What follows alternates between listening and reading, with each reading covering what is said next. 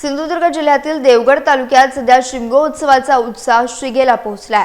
कोकणच्या या पारंपरिक उत्सवात घुमट या प्राचीन लोककलेचा जागर मोठ्या उत्साहात केला जातो आहे। विशेषतः किनारपट्टी भागातील गावांमध्ये हा उत्सव पारंपरिक पद्धतीने साजरा होत असून या निमित्ताने मुंबईसह इतर शहरातून चाकरमानी मोठ्या संख्येने आपल्या गावी दाखल झालेत। उत्सवाची सुरुवात जामसंडे येथील श्री दिरबादेवी रामेश्वर मंदिर प्रांगणात झाली। येथे उभारलेल्या होळीचे विधिवत पूजन करून भाविकांनी दर्शन घेतले।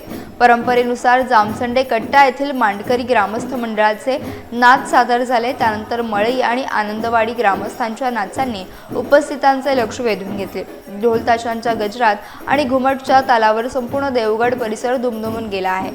शिमगोत्सवाच्या अंतिम टप्प्यात ग्रामस्थांमध्ये प्रचंड उत्साह पाहायला मिळत असून आपली संस्कृती जपण्यासाठी तरुण पिढीचा सहभाग कौतुकास्पद ठरत आहे। देवगडच्या समृद्ध लोककलेचा वारसा आणि भक्तिमय वातावरणाचं दर्शन या निमित्ताने सर्वांना घडतंय।